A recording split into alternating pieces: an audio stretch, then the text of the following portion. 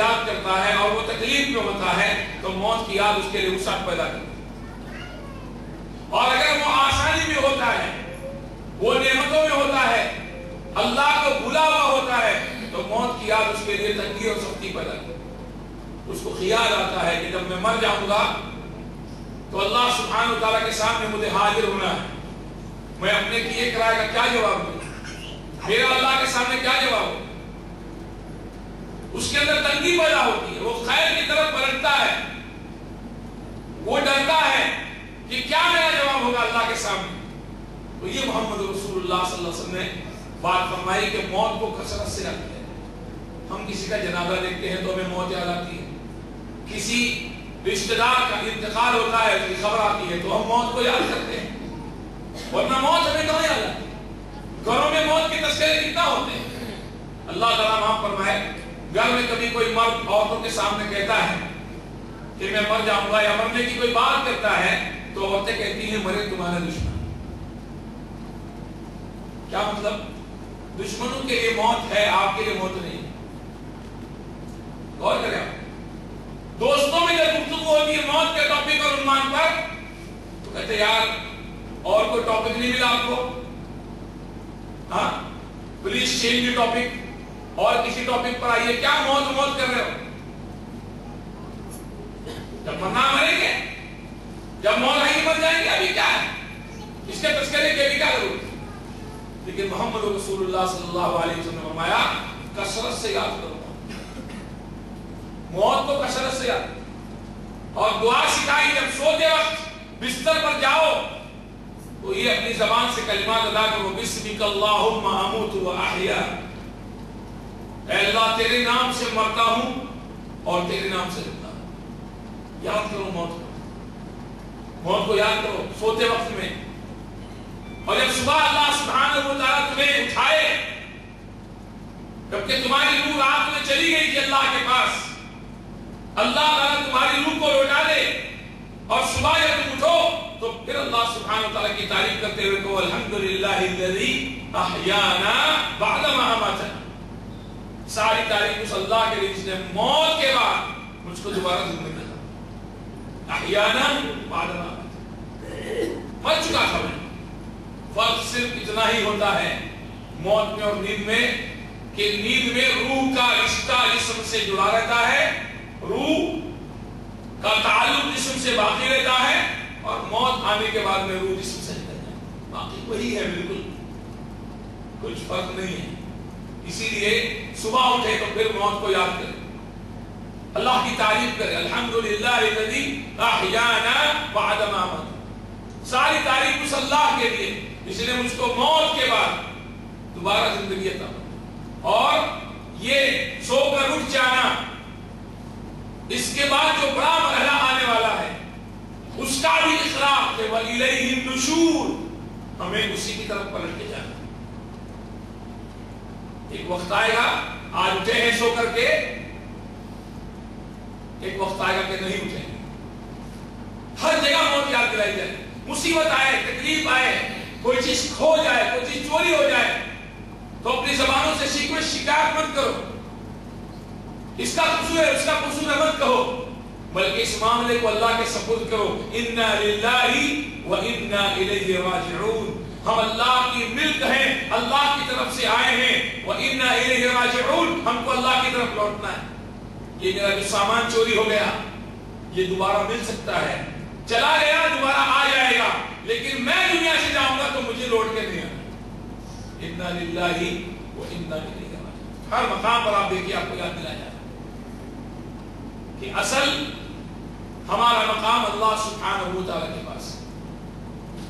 یہ مقام اصل نہیں، اللہ کی طرف ہمیں لوٹنا ہے، اللہ کی طرف ہمیں لوٹنا ہے. نماز کیا ہے؟ نماز تربیت ہے، آخرت کی یاد دلانے. مؤذن اللہ اکبر پکارتا ہے، آپ اور ہم اپنے مکانات سے، اپنے مقامات سے اور صبح کے وقت اپنے بستروں سے نکلتے ہیں. یاد دلایا جا رہا ہے کہ ایک وقت آئے گا سور پھونکا جائے، سور پھونکا جائے. آج اپنے بستروں سے نکل رہے ہو قبروں سے نکلو. آج سب بستہ جا کر کے کل بھی تمہیں میدان محشر میں سب بستہ اللہ کے سامنے کھڑا ہوگا. یاد دلایا میرے بھائیوں، محمد رسول اللہ صلی اللہ علیہ وسلم نے فرمایا کہ کثرت سے موت ہو جاتی ہے. اور آپ سے پوچھا گیا کہ سب سے زیادہ عقل مند کون ہے؟ تو آپ علیہ السلام نے فرمایا کہ جو موت کو کثرت سے یاد کرے. ہاں، دنیا کے علوم جس کو معلوم ہے، دنیا کے بارے میں بہت کچھ مہارت اور معلومات رکھتا ہے، اس کو آپ نے عقل مند نہیں فرمایا. عقل مند کون؟ جو موت کو کثرت سے یاد کرتا ہو. موت کو کثرت سے یاد کرنے والا شخص اللہ کے رسول صلی اللہ علیہ وسلم نے فرمایا عقل مند. لہذا ہم نے کہا ہر بھائی سوچے، ہماری بہنیں سوچیں، ہمیں جانا ہے دنیا سے. یہ دنیا جو ہے یہ اس کی زندگی چند روزہ ہے. رسول اللہ صلی اللہ علیہ وسلم بستر پر استراحت فرما رہے ہیں. آپ جب اٹھے تو آپ کے پہلو مبارک پر چٹائی کے نشانات، اس لیے کہ آپ کے جسم مبارک اور چٹائی کے درمیان دوسری کوئی چیز نہیں تھی. صحابہ آپ کو دیکھ رہے ہیں، صحابی نے آپ کو دیکھا کہ آپ کے پہلو پر چٹائی کے نشانات ہیں. صحابی رو پڑے. اللہ کے نبی آپ فرماتے تو ہم آپ کے لیے نرم گداز بستروں کا انتظام کرتے. آپ نے فرمایا کہ میرا دنیا سے کیا تعلق ہے؟ میرا اور دنیا کا معاملہ تو اتنا ہے کہ جیسے کوئی راہگیر، راہ چلتا مسافر کسی مقام پر سایہ حاصل کرنے کے لیے، استراحت اور آرام حاصل کرنے کے لیے بیٹھا اور پھر اپنے مقام کی طرف، اپنی منزل کی طرف راہ ہو گیا. یہ دنیا دل لگانے کی جگہ نہیں. دنیا اس کو صرف اسباب کی حد تک ہمیں اختیار کرنا. دنیا اس کو سجن کہا گیا ہے مومن کے لیے. الدنیا سجن المومن. دنیا کی زندگی اصل زندگی نہیں، یہ مختصر سی زندگی کہ پتہ نہیں کل تمہارا کیا نام ہوگا. اللہ کے نبی علیہ السلام نے عبداللہ ابن عمر رضی اللہ عنہما کے کندھوں کو پکڑ کے فرمایا کن فی الدنیا کأنک غریب او عابر سبیل. دنیا میں ایسے رہو جیسے کوئی اسٹرینجر رہتا ہے، کوئی اجنبی رہتا ہے، او عابر سبیل یا کوئی مسافر رہتا ہے. ایسے دنیا میں رہو. عبداللہ ابن عمر رضی اللہ عنہما فرماتے تھے اگر تم صبح کر لو تو شام کا انتظار نہ کرو، اور شام کر لو تو صبح کا انتظار نہ کرو، اور مرنے کے بعد کی زندگی کے لیے کچھ عمل کر لو. تمہیں نہیں معلوم کہ تمہارا کیا نام ہوگا. عجیب لگتا ہے نا سن کر کے، کیا نام ہوگا کل؟ کیا عبداللہ کو عبدالرحمن کہا جائے؟ تمہارا کل کیا نام ہوگا؟ عبداللہ ابن عمر رضی اللہ عنہ کی اس قول سے کیا معلوم ہوتا ہے؟ تمہیں نہیں معلوم تمہارا کل کیا نام ہوگا. کیا نام ہوگا؟ آپ غور کریں. اللہ تعالی ہم سب کو ہر قسم کی چھوٹی بڑی بیماریوں سے بچائے. ایک بھائی صاحب اسپتال میں ایڈمٹ ہیں، ان کا نام عبداللہ کہیے، عبدالرحمن کہیے. پوچھتے ہیں کہ وہ کب ہسپتال سے ڈسچارج ہوں گے. پوچھا جاتا ہے وہ کب آ رہے ہیں ہسپتال سے واپس. لیکن چند منٹوں بعد ان کے انتقال کی خبر جب آتی ہے تو یہ نہیں پوچھا جاتا عبداللہ بھائی کب آئے، یہ کہا جاتا ہے میت کب آئے، مٹی کب ہے. نام بدل گیا. تمہیں پتہ نہیں تمہارا کل کیا نام ہوگا. اب کوئی نام لے کر نہیں پکارتا. ہر شخص یہی پوچھتا ہے بھائی باڈی کب آ رہی ہے، میت کب آ رہی ہے، مٹی کب ہے. مٹی منها خلقناكم وفيها نعيدكم ومنها نخرجكم تارة أخرى. حق بول رہے ہیں لوگ کہ یہ مٹی سے آیا، ہاں مٹی سے پیدا ہوا. منها خلقناكم، مٹی میں یہ بنایا جائے گا اور مٹی سے ہی اٹھایا جائے گا. کل تمہارا پتہ نہیں کیا نام ہوگا. چند سیکنڈوں کے اندر نام بدل گیا. ہے سے تھے ہو گئے.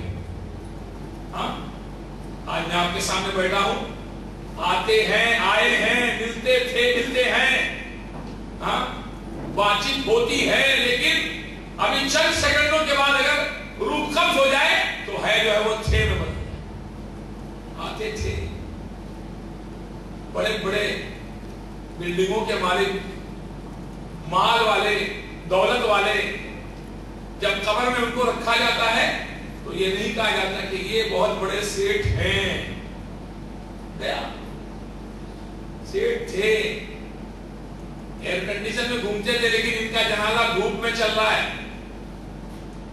دیکھیے یہ لمحے یاد کرنے کے ہیں بھائی،